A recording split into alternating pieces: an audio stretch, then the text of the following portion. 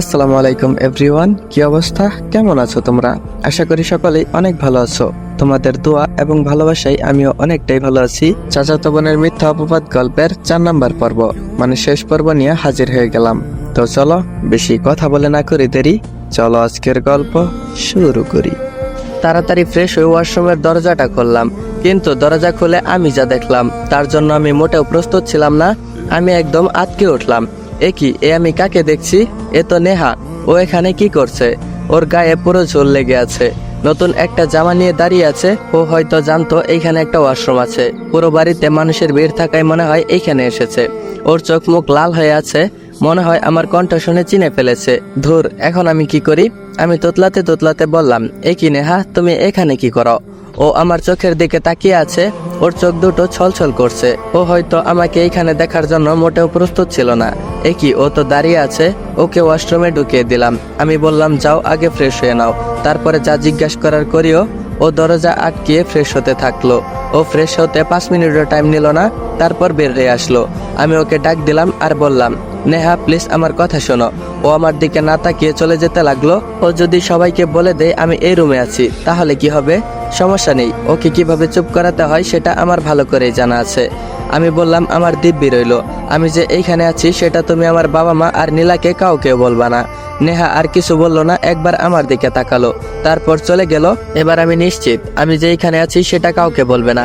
ও আমার উপর যতই রাগ করুক, ও এখনো আমাকে ভালোবাসে, সেটা আমি ভালো করেই জানি। নেহা চলে গেল, 20 মিনিট হয়ে গিয়েছে, এখনো বুড়ো চাচার খবর নেই। খাবার নিয়ে আসার কথা কখন বলেছি, এখনো খাবার নিয়ে আসার কোনো খবরই নেই।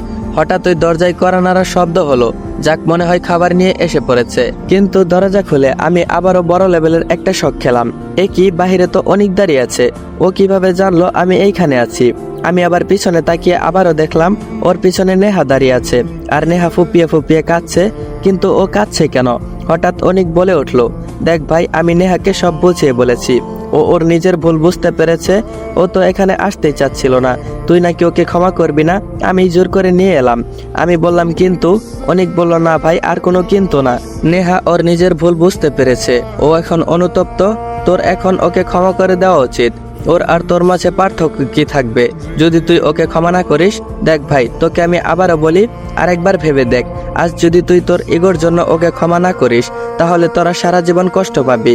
এবার ভাব, তোরা কি সারা জীবন কষ্টে কাটাতে চাস নাকি ভালোভাবে থাকতে চাস? এটা আজকে তোর সিদ্ধান্তের উপর নির্ভর করে। তারপর অনেক নেহাকে আমার রুমে ঢুকিয়ে দিয়ে বাহির থেকে দরজা চাপ দিয়ে চলে গেল। ওর শেষ কথাগুলো আমার প্রতিটা মনে গেঁথে আছে।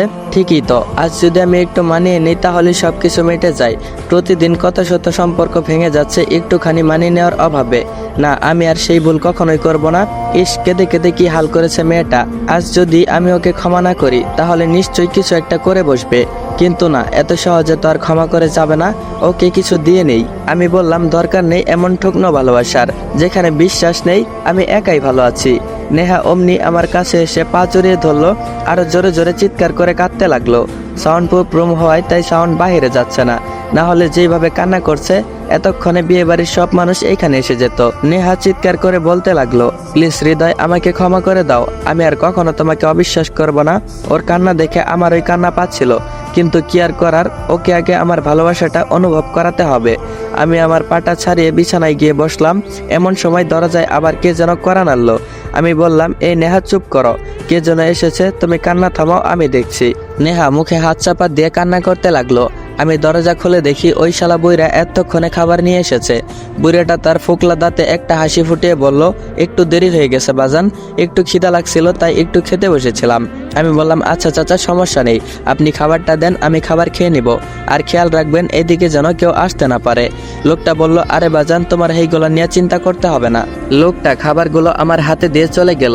এইদিকে নেহার কান্নার পরিমাণ যেন বেড়েই চলেছে। ও মনে হয় কাঁদতে কাঁদতে এবার অজ্ঞানী হয়ে যাবে। আমার মাথায় একটা বুদ্ধি এলো। আমি খাবারগুলো টেবিলের ওপর রেখে খাটে গিয়ে বসলাম। তারপর বললাম, আচ্ছা আমি তোমাকে ক্ষমা করতে পারি, তবে একটা শর্ত আছে। এবার ওর কান্নার বেগ কিছুটা কমলো। ও চোখ মুখ মুছতে মুছতে বলল, আমি তোমার সব শর্তে রাজি। কি শর্ত বলো আমাকে? আমি বললাম, সত্যি? ও বলল, হ্যাঁ। আমি বললাম তাহলে ওই টেবিলের ওপর যে খাবারগুলো রাখা আছে আমাকে খাইয়ে দাও। এবার ওর মুখে হাসি ফুটে উঠলো। ওর হাসি মাখা মুখটা দেখে আমার অনেক ভালো লাগলো। নেহা দৌড়ে এসে আমার উপর ঝাঁপিয়ে পড়লো আর আমাকে এলোপাথারি কিস করতে থাকলো। হাই খোদা, এ আমাকে কিস করতেছে নাকি ঠোঁটের সব লিপস্টিক আমার গালে মুছতেছে, ওই ভালো জানে। আমি বললাম আরে কি হচ্ছে? ওর আমার কথার দিকে যেন কোনো ভ্রুক্ষেপই নেই। আমি বললাম আজকে সব লিপস্টিক আমার গায়ে মুছবে বলে ঠিক করেছো নাকি? এইবার ওর একটু হুঁশ ফিরল। চুমু খাওয়া থামলো কিন্তু আমার বুক থেকে নামলো না, আমাকে জড়িয়ে ধরে রাখলো। আমি বললাম কি হলো, আমায় খাইয়ে দেবে না? আমি গতকাল থেকে কিছুই খাইনি, মিথ্যা বললাম। নেহা বলল দাঁড়াও আমি খাইয়ে দিচ্ছি, কান্না মাখা মুখে নেকা নেকা কণ্ঠে বলল। বলেই খাবার হাতে নিতে গেল। আমি বললাম দাঁড়াও। নেহা বলল আবার কি হলো? আমি বললাম কেঁদে কেঁদে নিজের কি হাল করেছো, একবার কি দেখেছো? আগে যাও ওয়াশরুমে গিয়ে ফ্রেশ হয়ে আসো। নেহা বলল তুমি ফ্রেশ হবে না? আমি বললাম ও হ্যাঁ তাই তো, আমারও তো ফ্রেশ হতে হবে, মুখের সব লিপস্টিক মুছে দিয়েছো আমার। আচ্ছা আজ কি আমার গায়ে লিপস্টিক মুছবে বলে এত লিপস্টিক দিয়ে এসেছো? ও আমার কথায় একটু লজ্জা পেল। আমাদের 2 বছর রিলেশন, কিন্তু আশ্চর্যজনক হলো আজ পর্যন্ত এ ধরনের কোনো কিছুই হয়নি আমাদের মধ্যে। ও কি খারাপ ভাববে বলে আমি কখনো এসব বলিনি, আর কখনো এসব কথা ও বলেনি। আমাদের সম্পর্কটা ঘোরাঘুরি, খাওয়া দাওয়া, একজন আরেকজনের হাত ধরে হাঁটাহাঁটি, অনেক রাত পর্যন্ত জেগে জেগে কথা বলা, এসবের মধ্যে সীমাবদ্ধ ছিল। এর থেকে বেশি আমি কখনোই এগোইনি, আর আমি এইসব নিয়েই সন্তুষ্ট ছিলাম, কারণ ওর মতো মেয়ে পাওয়া ভাগ্যের ব্যাপার। এর থেকে বেশি আমি কখনোই এগোইনি, আর আমি এইসব নিয়েই সন্তুষ্ট ছিলাম, কারণ ওর মতো মেয়ে পাওয়া ভাগ্যের ব্যাপার। একে তো সৎ মেয়ে, একদম সুচরিত্র বলতে পারেন, আজকাল এমন মেয়ে পাওয়া ভাগ্যের ব্যাপার। তার উপর এত এত কেয়ার করতো আমার, মাঝে মাঝে মনে হতো আমি খুব ভাগ্যবান। তার উপর সুন্দর রান্নাও করতে পারে, পুরো পাক্কা রাঁধুনি, প্রায় আমার জন্য রান্না করে নিয়ে আসতো, নিজ হাতে খাইয়ে দিত। অন্য সব রিলেশনে অন্যতম প্যারা থাকে গার্লফ্রেন্ডকে শপিং করিয়ে দেওয়া, কিন্তু আমার এমন কোনো প্যারা ছিল না, বরং ওই আমাকে প্রতি মাসে জোর করে শপিং করিয়ে দিত। মাসে প্রতিবার একবার করে শপিং করে না দিলে ওর যেন ঘুম হয়ে আসতো না। ও আমার থেকে অনেক বেশি ধনী, কিন্তু ধনী হওয়া সত্ত্বেও কখনো ওর চোখে ভালোবাসা ছাড়া অহংকার দেখিনি। আমি কখনো নিজেকে ছোট অনুভব করিনি। প্রতি রাতে ওর কণ্ঠ শুনতে শুনতে ঘুমাতাম। আমি ফোনটা কানের কাছে রেখে দিতাম, ও শুধু বলতো আর আমি হুম হুম করতাম। যখন বুঝতো আমি ঘুমিয়ে পড়েছি তখন সেও ফোনটা কেটে দিয়ে ঘুমিয়ে যেত। আবার প্রতিদিন সকাল হতো ওর ফোনের শব্দে, আমি ওঠা না পর্যন্ত কল করতেই থাকতো। আমি ভেবে পেতাম না এত রাতে ঘুমিয়ে সে কিভাবে আবার এত সকালে উঠে যেত। প্রতিদিন একটা না একটা ছুতো থাকতোই। আমি উঠলেই বলতো তাড়াতাড়ি অমুক জায়গায় আসো, আজ তোমাকে নিয়ে শপিং করতে যাব, নয়তো তোমার জন্য আজকে নিজ হাতে রান্না করেছি খাবার খাইয়ে দিব, আজ একটু ঘুরতে যাব। এমন ছুতোর অভাব ছিল না। কত ভালোবাসতো মেয়েটা আমায়, মাঝখান দিয়ে একটু ভুল না হয় করেই ফেলেছে। একটু ভুলের জন্য এমন ভালোবাসা হারাবো, এত পাগল নয় আমি। আমার জন্য ওর জীবনে কত শত কম্প্রোমাইজ, আমি না হয় একটু কম্প্রোমাইজ করে নিলাম। আজ না হয় আমার ইগোকে হারিয়ে আমার ভালোবাসাকে জিতিয়ে দিলাম। এমন ভালোবাসা পাওয়া সত্যি ভাগ্যের ব্যাপার। নেহা বলল কি হলো, এভাবে কি দেখছো? ফ্রেশ হবে না? চলো। আপনাদের নিজের অনুভূতিগুলো জানাতে জানাতে অন্য জগতে হারিয়ে গিয়েছিলাম। ওর কথাই হুঁশ ফিরল। আমি বললাম ও হ্যাঁ তুমি আগে যাও, ফ্রেশ হয়ে আসো, তারপর আমি ফ্রেশ হব। নেহা বলল কেন, একসাথে যাওয়া যায় না? আমি বললাম না, কেউ দেখে ফেললে কি ভাববে বলো। নেহা বলল আচ্ছা। নেহা ফ্রেশ হতে গেল। যাক, এবার একটু ভালো লাগছে। একজন হলেও সত্যিটা জানতে পারলো যে আমি দোষী না। কিন্তু এখানেই শেষ নয়। আমার যে করেই হোক আমার বাবা মাকে বলতেই হবে কথাটা, কিন্তু ওনারা আমাকে কেন বিশ্বাস করবেন? নেহা না হয় আমার চরিত্র সম্বন্ধে জানে, তাই অনেকের বলায় বিশ্বাস করেছে, কিন্তু বাবা মাকে আমি কিভাবে বিশ্বাস করাবো? ধুর, আমার মাথায় কোনো আইডিয়াই আসছে না। নেহা বের হোক, তারপর ওর সাথেই আলোচনা করা যাবে। নেহা বের হলো। তারপর নেহা বলল যাও এবার ফ্রেশ হয়ে আসো। আমি বললাম আচ্ছা। তারপর আমি ফ্রেশ হতে চলে গেলাম। 5 মিনিটে ফ্রেশ হয়ে চলে আসলাম। আমি নেহার কাছে গিয়ে বললাম, ও আমাকে খাইয়ে দিতে লাগলো। খাবার খাওয়ার মধ্যে কোনো কথা হলো না, ও শুধু আমার দিকে মায়া ভরা চাহনি দিয়ে তাকিয়েছিল। ওর চোখ দিয়ে মাঝে মাঝে টপ টপ করে পানি পড়ছিল। আমি ওর চোখের পানিগুলো মুছে দিচ্ছিলাম, কিন্তু ও নির্বিকার ভাবে আমার দিকে তাকিয়েছিল। বিশ্বাস করেন ভাই, ওই সময় নিজেকে দুনিয়ার সবচেয়ে ভাগ্যবান ব্যক্তি বলে মনে হচ্ছিল। ওই সময় ওর চোখে কোনো ঘৃণা ছিল না, ওর চোখে আমি শুধু অনুতাপ আর ভালোবাসা দেখতে পেলাম। খাওয়া শেষ হলো। আমি বললাম তুমি তাড়াতাড়ি যাও, বিয়ে শুরু হয়ে যাচ্ছে। নেহা বলল না, আজ আমি কোনো বিয়ে বাড়িতে যাব না, আজ সারাদিন আমি তোমার কাছে তোমার বুকে শুয়ে থাকবো। আমি বললাম দেখো নেহা, পাগলামি করো না, যাও ওইদিকে তোমায় খোঁজ করবে। নেহা বলল প্লিজ হৃদয়, তুমি আমায় আর না করো না, আমার খোঁজ পড়লে সেটা আমি বুঝে নেব। আমি বললাম আচ্ছা, তুমি যা ভালো বোঝো তাই করো। নেহা আমার বুকে গুটি সুটি মেরে শুয়ে পড়লো। মেয়েটাকে দেখে মনে হয় ওকে অনুতাপের আগুন পুড়ে পুড়ে খাচ্ছে। ওকে একটু হাসানোর চেষ্টা করি। আমি বললাম, বাবা গো বাবা। নেহা ওর মাথা তুলে বলল, কি হলো? আমি বললাম, মাত্র 2 মাস ছিলাম না, এই 2 মাসে খেয়ে খেয়ে পুরো ময়দার বস্তা হয়ে গিয়েছ। কি ভারী গো তুমি, আমার বুকটা মনে হয় ভেঙেই যাবে। অন্য সময় ময়দার বস্তা বললে মার একটাও মাটিতে পড়তো না, কিন্তু আজকে নেহা নির্বিকার আমার বুকের উপর মাথা লাগিয়ে শুয়ে আছে, মনে হয় আমার হার্টবিট শোনার চেষ্টা করছে। আমি আবারও বললাম, কি গো তোমার কি একটু মায়া লাগছে না? ও আমার উপর থেকে মাথা উঠিয়ে কান্নামাখা কণ্ঠে বলল, কিভাবে পারো তুমি? আমি বললাম, আমি আবার কি করলাম? নেহা বলল, এই যে আমি তোমায় সামান্য ব্যাপারে অবিশ্বাস করলাম, কত কষ্ট দিলাম, আর তুমি কিছু না করেই স্বাভাবিকভাবে আমায় মেনে নিলে। আমি বললাম, কারণ আমি অনেক ভালোবাসি আমার পাগলিটাকে। নেহা বলল, তাই বলে এত কিছুর পরও?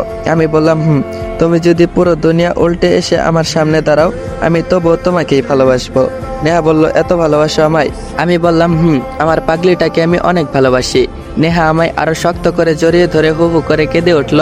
নেহা বলল, প্লিজ হৃদয়, আমাকে ক্ষমা করে দাও, আমি বুঝতে পারিনি, আর কখনো তোমার সাথে এমন করব না। আমি বললাম, আরে পাগলি তুমি কাঁদছো কেন? আমি তো তোমায় সেই কখনই ক্ষমা করে দিয়েছি।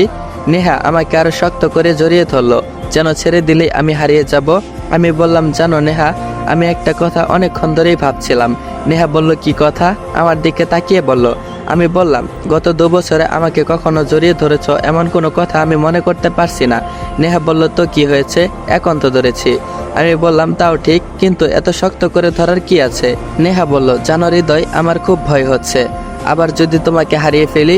আমি কত বোকা, তাই না? সামান্য একটা কথা নিয়ে আমি তোমাকে অবিশ্বাস করে ফেলেছি, কত দূরে ঠেলে দিয়েছি তোমাকে। আবারও হু হু করে কেঁদে উঠলো কথাটা বলেই। আমি বললাম, আরে পাগলি তুমি কাঁদছো কেন? তুমি আমাকে দূরে সরিয়ে দিলে আমি দূরে সরে যাব নাকি? নেহা বলল, জানো হৃদয়, তোমার মতো আমাকে কেউ ভালোবাসতে পারে না। তুমি কত ভালোবাসো আমায়, আর আমি কিনা সেই তোমাকে হারিয়ে যেতে বসেছিলাম। কত বোকা আমি, নিজের গালে মারতে ইচ্ছে করছে। আমি বললাম, তবে একটা কথা কি জানো নেহা? নেহা বলল, কি? আমি বললাম, তোমার চরগুলো খেয়ে গালটা এখনো ব্যথা করছে। নেহা বলল, তাই নাকি?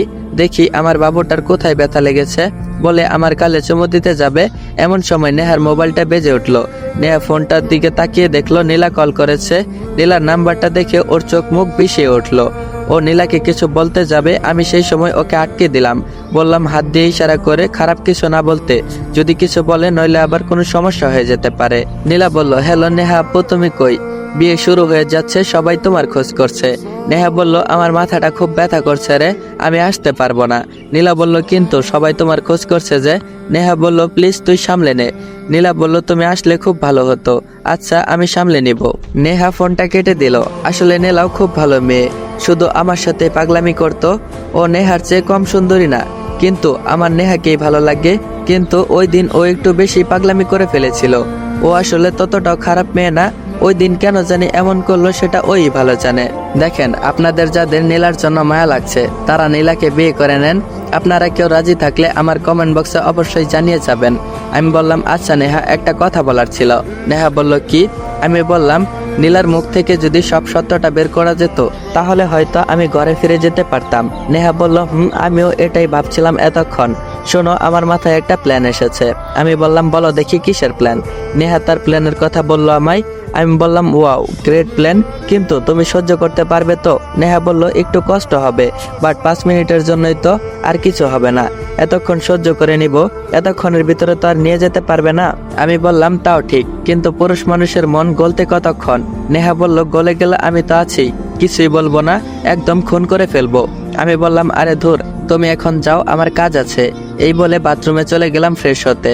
ফ্রেশ হয়ে আসলাম, ফোন বের করে নীলাকে একটা কল করলাম। ব্লক লিস্টে আসছিল, ব্লক লিস্ট থেকে ছাড়িয়ে একটা ফোন করলাম। অনেকদিন নীলার সাথে কথা হয় না। আগে তো নীলার সাথে প্রায় কথা হতো, কল করতো, কিন্তু এখন ব্লক লিস্টে থাকার কারণে কল করতে পারে না। আমি নীলাকে ফোন দিলাম, কয়েকবার বাজার পর নীলা ফোন ধরলো। নীলা বলল, হ্যালো। আমি বললাম, কি খবর নীলাবতী, ভুলে গেছো আমায়? নীলা মনে হয় আমার নাম্বারটা দেখে অবাক হয়ে গিয়েছে। নীলা কাঁপা কাঁপা কণ্ঠে বলল, কে? নীলা মনে হয় বিশ্বাসই করতে পারছে না যে আমি ওকে কল করেছি। আমি বললাম, বারে, সেই দিনই তো বললা আমাকে ভালোবাসো, এত তাড়াতাড়ি ভুলে গিয়েছো? শুনেছি তোমার নাকি ওই বিয়েটা হয়নি, তা আমাকে কি আরেকটা সুযোগ দেওয়া যাবে? ও পাশ থেকে নিঃশ্বাসের শব্দ পর্যন্ত আসছে না। নীলা মনে হয় থমকে গেছে আমার এমন কথা শুনে। ও হয়তো বিশ্বাসই করতে পারছে না যে আমি এইসব কথা বলছি। ও আবার সন্দেহ করবে না তো? না না, ওকে সন্দেহ করতে দেওয়া যাবে না। আমি বললাম, দেখো নীলা, আমি ভেবে দেখলাম আমার তোমায় মেনে নেওয়াটাই শ্রেয় হবে।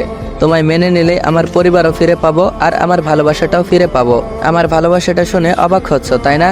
আসলে এই কয়দিন তোমার থেকে দূরে থেকে আমি বুঝতে পেরেছি আমি তোমাকে কতটা ভালোবেসে ফেলেছি। প্রতিটা মুহূর্ত তোমায় মিস করি। আমি এতদিনে বুঝতে পারলাম আমি তোমাকে কতটা ভালোবাসি। নীলা বলল, কিন্তু নেহা। আমি বললাম, ধুর, আমি ওকে অনেক ভালোবাসতাম, কিন্তু যেটা ছিল সেটা ভালোবাসা না, সেটা ছিল অ্যাট্রাকশন। ওপাশ থেকে নীলার ভারী ভারী নিঃশ্বাসের আওয়াজ পাওয়া যাচ্ছে। নীলার হার্টবিটের শব্দ আমি শুনতে পাচ্ছি। নীলা বলে উঠল, তুই এখন কোথায়? আমি বললাম, আমি এই বাড়ির ছাদে আছি, স্টোর রুমে আছি। শোনো, বাবা মা যেন জানতে না পারে আমি এইখানে আছি। নীলা বলল, তুই ওখানে কি করিস, আর এইখানেই বা কিভাবে আসলি? আমি বললাম, আরে আমার বন্ধুর বোনের বিয়ে, আমি থাকবো না তো কে থাকবে? নীলা বলল, তুই ওইখানেই থাক, আমি আসছি। বলেই নীলা ফোনটা কেটে দিল। আমার ভিতরে অন্যরকম একটা ভালো লাগা কাজ করছিল। আজ আমার এতদিনের প্রতীক্ষা পূরণ হতে চলেছে। কিন্তু বাইরে যে চাচা দাঁড়িয়ে আছে, ওকে তো ভিতরে আসতে দেবে না। যাই, চাচাকে গিয়ে বলে আসি কেউ আসলে যেন ভিতরে আসতে দেয়। বাইরে গিয়ে চাচাকে ডাক দিলাম। চাচা বসে বসে জিমাচ্ছে। আমি বললাম, এই যে চাচা, শুনছেন? লোকটা হুড়মুড়িয়ে ঘুম থেকে ওঠে। জি বাজান, বলো। আমি বললাম, এখানে একটা মেয়ে আসবে, এখন ওকে রুমে পাঠিয়ে দিবেন। লোকটা বলল, কিন্তু। আমি বললাম, কোনো কিন্তু নয়, আসলেই পাঠিয়ে দিবেন। লোকটা বলল, আচ্ছা। আমি রুমে এসে বসার কিছুক্ষণ পরে নীলা এসে আমার রুমে প্রবেশ করলো। ওকে দেখা মাত্রই আমার বুকটা ধপ করে উঠলো। আমি বললাম, কি খবর আমার নীলাবতী? ও যেন আমার কথা না শুনে দৌড়ে এসে আমাকে জড়িয়ে ধরলো। ও আমায় চুমু খেতে যাবে এমন সময় খাটের ওপাশ থেকে আলমারিটা কেঁপে উঠলো। নীলা একটু হতভম্ব হয়ে গেল আর বলল, এ কি, আলমারিটা এমন জোরে নেড়ে উঠলো কেন? এই রে, এবার কি বলি? আমি বললাম, আসলে ওইটা স্টোর রুম তো, তাই আলমারিতে হয়তো ইঁদুর আছে। নীলা বলল, কিন্তু। আমি বললাম, ধুর, তুমি এখানে ইঁদুর খুঁজতে এসেছো নাকি আমার সাথে দেখা করতে এসেছো? থাকো তুমি তোমার ইঁদুর নিয়ে, আমি চলে গেলাম। নীলা বলল, এই রে, আমার বাবু সাহেবটা কি রাগ করেছে? দাঁড়াও প্লিজ। আমি বললাম, আচ্ছা দাঁড়ালাম, কি বলবা বলো। নীলা এসে আমায় জড়িয়ে ধরলো। নীলা বলল, আমি বিশ্বাসই করতে পারছি না যে তুমি আমায় মেনে নিয়েছো। আচ্ছা, তুমি কি আমাকে মন থেকে মেনে নিয়েছো? আমি বললাম, কোনো সন্দেহ আছে? নীলা বলল, না, আমার এত সাহস নাই যে তোমাকে সন্দেহ করি। আমি নীলাকে আরো শক্ত করে জড়িয়ে ধরলাম। আমি বললাম, তাই নাকি? এত ভালোবাসে আমার বাবুটা আমায়? আবারও আলমারিটা কেঁপে উঠলো। নীলা আলমারির দিকে তাকিয়ে বলল, উফ, এই ইঁদুরগুলোর সমস্যা কি? এই সময় এদের ডিস্টার্ব করতে মন চাই। আমি মুখ বাঁকা করে বললাম, তুমি আবারও ইঁদুর নিয়ে পড়লে? নীলা বলল, ও সরি সরি সরি। আমি বললাম, আচ্ছা বাদ দাও। নীলা বলল, আসলে ওই দিনের জন্য আমি অনেক দুঃখিত, আমায় ক্ষমা করে দে প্লিজ। আমি আসলে ওই দিন অনেক ভয় পেয়ে গিয়েছিলাম। ওই দিন যদি আমি এমন কাজটা না করতাম, তাহলে ওই দিন আমার অন্য কারোর সাথে বিয়ে হয়ে যেত। তাহলে আমি তোকে সারা জীবনের জন্য হারিয়ে ফেলতাম, আর তোকে ছাড়া অন্য কাউকে মেনে নেওয়া আমার পক্ষে সম্ভব ছিল না। আমি ভাবিনি ওই দিন চাচ্চু তোকে এইভাবে বাড়ি থেকে তাড়িয়ে দিবে। আমি ভেবেছিলাম হয়তো আমার সাথে বিয়ে পড়িয়ে দিবে। প্লিজ আমাকে ক্ষমা করে দে। বলেই আমার বুকে মাথা রেখে কাঁদতে লাগলো। আমি বললাম, আচ্ছা, ওই দিন কি হয়েছিল আমি তো একটুও বলতে পারবো না। নীলা আমার দিকে অবাকের ভঙ্গিতে তাকিয়ে বলল, মানে? আমি বললাম, আসলে ওই দিন তুমি চিৎকার শুরু করার পর আমার মাথাটা কেমন যেন ধরে আসছিল, আমি সব খেয়াল করতে পারিনি। নীলা পেছন দিকে হাঁটতে লাগলো। এ কি, ও কোথায় যাচ্ছে? ও চলে যাচ্ছে না তো? না, ও চলে যাচ্ছে না। ও গিয়ে দরজাটা আটকে দিল, আবার এসে আমাকে জড়িয়ে ধরলো। নীলা বলল, সত্যি তুই কিছু খেয়াল করিসনি? আমি বললাম, না রে বাবা, খেয়াল করিনি। খেয়াল করলে তোকে জিজ্ঞাসা করতাম নাকি? নীলা চারপাশটা আরেকবার তাকিয়ে দেখলো। কৌশলে আমার জামার বোতামগুলো চেক করলো ক্যামেরা লাগানো আছে কিনা। কি চালাক মেয়ে রে বাবা। আমি বললাম, নীলা তুই কি আমাকে সন্দেহ করছিস? নীলা বলল, না না, তোকে আমি সন্দেহ করব কেন? আমি বললাম, তাহলে বলছিস না কেন? নীলা বলল, বলছি, আসলে ওই দিন। তারপর সব গড়গড় করে বলে দিল। কিন্তু বিশ্বাস কর, আমি এমনটা করতে চাইনি। আমি তোকে পাওয়ার জন্য এমন কাজ করেছি। নীলা কান্না করতে করতে বলছিল। নীলা আমায় জড়িয়ে ধরতে যাবে এমন সময় আলমারিটা জোরে কেঁপে উঠলো। কিন্তু এরপর যা ঘটলো সেটা দেখে আমি যতটা না অবাক হলাম, তার চেয়ে 1000 গুণ বেশি অবাক হলো নীলা। এক কথায় পুরো তাজ্জব বনে গেল। মনে হয় ওকে কেউ 1000 ভোল্টের ঝাটকা দিল। নেহা বলল, আর জড়িয়ে ধরতে হবে না, যেইটুক ভিডিও করেছি তোমাকে দোষী প্রমাণ করার জন্য সেইটুকুই যথেষ্ট। নীলা তোতলাতে তোতলাতে বলল, নেহা আপু, আপনি এখানে? হ্যাঁ ভাই, আলমারির ভিতরে নেহাই লুকিয়েছিল। আসলে ওর প্ল্যান ছিল যে আলমারির ভিতরে লুকিয়ে থাকবে, আর আমি যেভাবেই হোক নীলার মুখ থেকে সব সত্যি বের করব। আর ও সেটা ভিতরে বসে বসে রেকর্ডিং করবে, ভিডিও করবে। তাই তো নীলা যখন জড়িয়ে ধরেছিল তখন ইঁদুরগুলো এমন করছিল। নেহা বলল, হ্যাঁ আমি এইখানে। কেন আমায় এইখানে আশা করেনি বুঝি? আমার দিকে রাগে কটমট করে তাকালো আর বলল, লুচ্চা একটা, কয়বার জড়িয়ে ধরেছিস তুই ওকে? তোর তো খবর আছে, পরে দেখে নিব, আগে এই শাকচুন্নিকে দেখে নেই। নীলা বলল, আপু তুমি এইসব কি বলছো? তোমার না মাথা ব্যথা করছিল, তুমি এইখানে কি করছো? নেহা বলল, ওরে শাকচুন্নি, আমি এইখানে কি করছি তাই না? তোর আমার জিনিসের প্রতি এত নজর কেন? তোকে তো আজ আমি মেরেই ফেলবো। নীলা ওর চুলগুলো মুঠো করে ধরলো আর বলল, তুই কেন এমন করেছিস? তোর জন্য একটা নির্দোষ ছেলে কত কষ্ট পেল, নিজের পরিবার থেকে আলাদা হলো, নিজের ভালোবাসা থেকে বঞ্চিত হলো। বলেই নেহা নীলাকে উধম কেলানি শুরু করলো। নেহা একদম বেশি উত্তেজিত হয়ে গেল, মনে হচ্ছে আমার হয়ে সব রাগ ওই ঝেড়ে দিচ্ছে। না, এবার ওকে থামানো দরকার, না হলে নীলার অবস্থা খুব খারাপ হয়ে যাবে। আমি বললাম, নেহা প্লিজ শান্ত হও, ওকে মেরে কোনো লাভ নেই, নিচে বাবা মা আছে, ওকে সেখানেই নিয়ে চলো, বাবা মাই ওর বিচার করবে। নীলা একদম তীরবৃত্ত হরিণের মতো আমার দিকে তাকিয়ে রইল, ওর চোখ দিয়ে পানি পড়ছে। ও এতক্ষণে বুঝতে পারেনি যে এটা আমাদের প্ল্যান ছিল। ও একদম ভেবাচেকা খেয়ে গেল। নীলা হয়তো স্বপ্নেও ভাবতে পারিনি এমন কিছু হতে পারে। ওর জন্য আমার খুব খারাপ লাগছে, কিন্তু কিছুই করার নেই। ও আমার সাথে যেটা করেছিল সেটার জন্য আমার জীবনটা পুরো ছারখার হয়ে গিয়েছে। আমার জীবন ঠিক করতে নীলাকে এইটুকু শাস্তি তো পেতেই হবে। নেহা নীলার চুলগুলো টানতে টানতে নিয়ে যেতে লাগলো। আমি নেহার পিছনে যেতে লাগলাম। নেহা বলল, আয় শাকচুন্নি আয়, আজ তোর আসল রূপ আমি সবাইকে দেখাবো। গল্প শেষে সবাইকে কিছু কথা বলবো, সবাই একটু মনোযোগ দিয়ে শুনে যাবেন। তো আর কোনো কথা না বলি, চলেন গল্পে ফিরে যাই। নিচে বাবা মা সবাই মিলে নীলাকে দেখে এইভাবে অবাক হলো। সবাই যাওয়ার জন্য প্রস্তুতি নিচ্ছিল, কিন্তু যাওয়ার আগে এমন একটা ঘটনার জন্য কেউ প্রস্তুত ছিল না। নীলার বাবা বলে উঠলো, মানে বশির চাচ্চু, কি হচ্ছে নেহা? এটা কি হচ্ছে? এটা কি ধরনের অসভ্যতা? ছাড়ো বলছি। নেহা বলল, কি হয়েছে সেটা আপনার এই শাকচুন্নি মেয়েকে জিজ্ঞেস করেন। এমন সময় আমিও উপর থেকে চলে আসলাম। সবাই এতক্ষণে যতটা না অবাক হয়েছিল, আমায় দেখে তার চেয়েও বেশি অবাক হয়েছে। সবাই মনে হয় একটু একটু আঁচ করতে পেরেছে কি হয়েছে। এমন সময় মা বলল, দেখো নেহা, যা বলার সরাসরি বলে ফেলো, এত ঘুরিয়ে পেঁচিয়ে বলার কিছুই নেই। নেহা বলল, আপনারা এতদিন আপনাদের ছেলেকে ধর্ষক বলে জানতেন, কোনো রকম যাচাই বাছাই না করে মেয়েটার কথা শুনে নিজের ছেলেটাকে বাইরে বের করে দিলেন। কেমন বাবা মা আপনারা, যে নিজের ছেলেকে বিশ্বাস করতে পারেননি? নিজের ছেলের মাথায় ধর্ষক নামের একটা মিথ্যা অপবাদ দিয়ে দিলেন। আজ আমি বলছি আসল দর্শককে। সবাই নেহার কথায় একদম হা হয়ে রয়েছে। সবাই একে অপরের দিকে চাওয়াচাই করছে, বিশেষ করে বাবা মা। ওনাদের মনে মনে হয় আশার আলো ফুটেছে। নেহা মোবাইলটা বের করে সবাইকে ভিডিওটা ওপেন করে দিল। বশির চাচ্চু, বাবা মা আর সবাই এগিয়ে এলো ভিডিওটা দেখতে। নেহা বলল, দেখুন, একটা নির্দোষ ছেলেকে আপনারা সবাই মিলে কতটা কষ্ট দিয়েছেন। ভিডিওটা দেখার পর সবার মুখ একদম হা হয়ে গেল। মনে হয় ওনারা এখনো বিশ্বাস করতে পারছে না যে নীলার মতো মেয়ে এমন একটা কাজ করতে পারে। বাবা মায়ের চোখে পানি চলে আসলো, কিন্তু ওনারা কোনো কথা বলছে না। মনে হয় ওনারাও এখনো অনুতাপের আগুনে পড়ছে। হয়তো কিছু বলতে চাই, কিন্তু বলতে পারছে না। বলবে বা কেমন করে? আমার সাথে যা করেছে সেটা একটু বেশি হয়ে গিয়েছিল। ওইদিকে বশির চাচ্চু তো মাথায় হাত দিয়ে বসে পড়লো। আসলে কয়েক মাস আগে একটা বড় ধাক্কা খেয়েছিল, এখন আবার তার চেয়ে বড় ধাক্কা খেলেন। উনি আসলে টাকার চেয়ে সম্মানটা বেশি গুরুত্বপূর্ণ মনে করেন, আর নীলা এই কাজটা করাই সোজা ওর সম্মানে আঘাত লেগেছে। বাবা মা তো পুরো নির্বাক হয়ে গেলেন। ওনারা মনে হয় আমাকে কিছু বলতে চান, কিন্তু লজ্জায় বলতে পারছেন না। তারপর আমি বললাম, কি গো মা, কি গো বাবা, এখনো আমায় বিশ্বাস করতে পারোনি? থাকো, আমি চলে গেলাম। এবার মা আর থাকতে পারলো না। শত হলেও মায়ের মন বেশিক্ষণ আটকে রাখা যায় না। মা আমাকে জড়িয়ে ধরে কান্না শুরু করে দিল। সে কি বুক ফাটা কান্না! মনে হয় অনেক কিছু বলতে চায়, কিন্তু বলতে পারছে না। আসলে সব কথা বলা লাগে না, এমনি বোঝা যায়। বাবা তখনও দাঁড়িয়েছিল, আবার চোখ দিয়ে পানিও পড়ছিল। মায়ের কান্না দেখে উপস্থিত সবার চোখে পানি টলমল করছিল।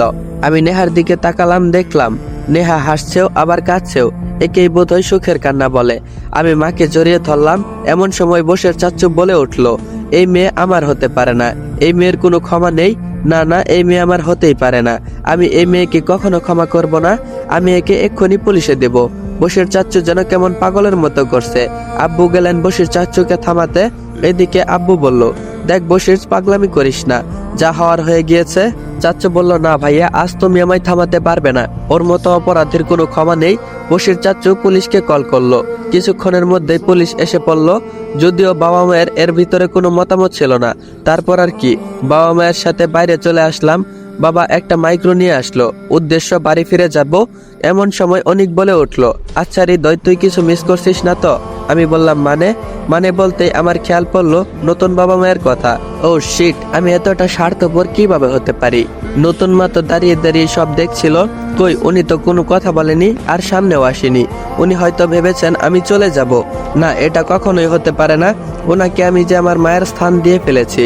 আমার জন্মদাত্রী মা যদি আমার মা হয়, তাহলে উনিও আমার মা। না, আমি ওনাকে ছেড়ে যেতে পারবো না। আমি বাবা মাকে বললাম, বাবা মা তোমরা যাও, আমি পরে আসবো। এদিকে আমার একটু কাজ আছে।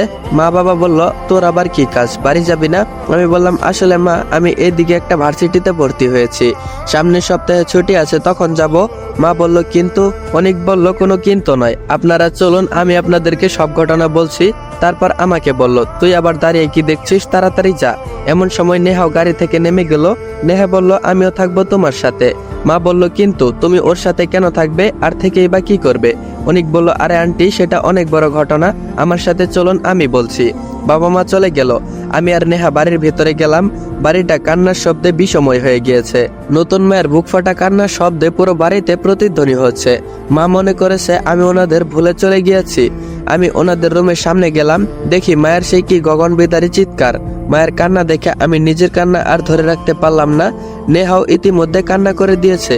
দেখলাম বাবা মাকে সান্ত্বনা দিচ্ছে আর বলছে, দেখো সালমা, এটা তো হওয়ারই ছিল। সে তো আমাদের ছেলে নয় যে আমাদের কাছে থেকে যাবে। যাদের ছেলে তারা নিয়ে গেছে, এতে আমাদের কিছুই করার ছিল না।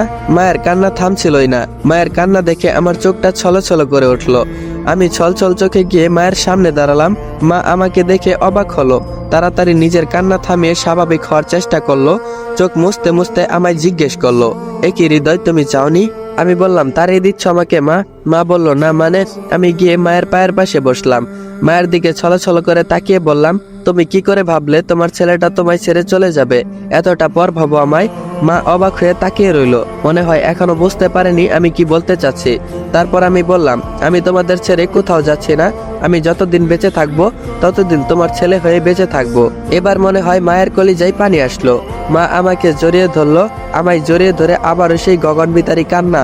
এবার কান্নাটা দুঃখের নয়, এবার কান্নাটা সুখের কান্না। আমি কখনো বাবাকে গলা ছেড়ে কাঁদতে দেখিনি। সর্বোচ্চ চোখে পানি চলে আসতে দেখেছি, কিন্তু সেই বাবাও আজ গলা ছেড়ে কান্না করছে। মা আমায় জড়িয়ে ধরে কাঁদতে কাঁদতে বলল, দেখেছো, আমি বলেছিলাম না আমার ছেলেটা আমায় ছেড়ে কোথাও যেতে পারে না? তুমি শুধু শুধু এতক্ষণ আমায় কষ্ট দিলে। আবারও জড়িয়ে ধরে কান্না শুরু করলো। এদিকে নেহাও কান্না করছে। কিছুক্ষণ পর কান্নাকাটি শেষ হলো। এতক্ষণে নেহাকে কেউ খেয়ালই করেনি। নেহাকে দেখে মা বলল, এ কি নেহা, তুমি এখানে কেন? তুমি এখনো যাওনি? নেহা বলল, না মানে চাচি। আমি বললাম, দাঁড়াও, আমি বলছি।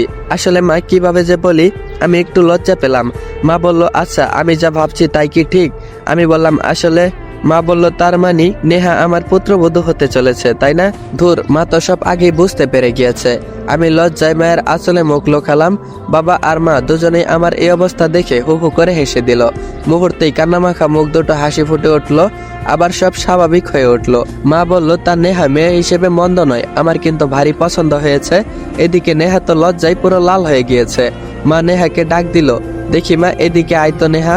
নেহা মায়ের পাশে গিয়ে বসলো। মা তার গলার হারটা খুলে নেহার গলায় পরিয়ে দিল। নেহা মাকে জড়িয়ে ধরলো। নেহা বলল, চাচি, তুমি অনেক ভালো। মা বলল, এ কি নেহা, আমি এখন থেকে তোমার চাচি নেই, আমি এখন থেকে তোমার মা। আজ থেকে আমি তোমার শাশুড়ি আম্মা। আমাকে শাশুড়ি আম্মা বলে ডাকবা। মায়ের কথা শুনে আমি আর বাবা হু হু করে হেসে উঠলাম। তারপর আর কি, এক সপ্তাহ পর আমি নেহা আর নতুন বাবা মাকে নিয়ে আমাদের বাড়িতে গেলাম। সেখানে ধুমধাম করে আমাদের বিয়ে হলো। বিয়ের সব খরচ নতুন বাবা মাই দিল। নেহাকে ভাগ্যবান বলতে হবে। অনেকের কপালে একটা করে শ্বশুর শাশুড়ি জুটে না, কিন্তু নেহার কপালে দুইটা শ্বশুর শাশুড়ি জুটলো। আমি, নেহা আর দুই জোড়া বাবা মাকে নিয়ে আমার জীবন ভালোই কাটছিল। সবাই আমাদের জন্য দোয়া করবেন। আমাদের জীবন সবসময় যেন এরকম ভাবেই কাটে, আমরা যেন সুখে শান্তিতে থাকতে পারি। আজকের গল্পটা এইখানেই এন্ড করা হলো। যারা যারা পুরো গল্পটা দেখেছো, তোমাদের কাছে গল্পটা কেমন লাগছে? আর লাস্ট এন্ডিংটা তোমাদের কাছে কেমন লাগছে অবশ্যই কমেন্ট বক্সে জানিয়ে যাবা। আর হ্যাঁ, তোমাদের উদ্দেশ্যে কিছু কথা বলি, সবাই একটু মনোযোগ দিয়ে শুনবা। আমি আগের একটা ভিডিওতে একটা টার্গেট দিয়েছিলাম, যে টার্গেটটা তোমরা ওভার ক্রস করে ফেলেছো। আর এই ভিডিওতে একটা টার্গেট দিব, যদি তোমরা কমপ্লিট করতে পারো তাহলে আমি খুব শীঘ্রই নতুন একটা গল্প নিয়ে আসব। আমি বলেছিলাম তোমরা যদি টার্গেট পূরণ করে দিতে পারো তাহলে আমি পরের পর্বটা 20 মিনিট প্লাস নিয়ে আসব। আর দেখো, তোমরা তোমাদের কথা রেখেছো, আমিও আমার কথা রেখেছি। আমি বলেছিলাম 20 মিনিট প্লাস দেব। গতকালকে ভিডিও না দেওয়ায় তাই 2 পর্ব একসাথে রেকর্ড করে 30 মিনিট একবারে দিয়ে দিয়েছি। তো আজকের ভিডিওর টার্গেটটা হলো তোমরা এই ভিডিওতে 1000 লাইক কমপ্লিট করে দিবা, আর 300 প্লাস কমেন্ট করবা, আর কমেন্টে লিখবা নতুন গল্প চাই। যদি তোমরা 300 কমেন্ট কমপ্লিট করতে পারো তাহলে আমি তোমাদের মাঝে নতুন আরেকটা গল্প নিয়ে হাজির হয়ে যাব।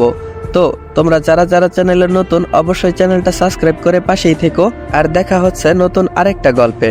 ততক্ষণ পর্যন্ত ভালো থাকবা, সুস্থ থাকবা।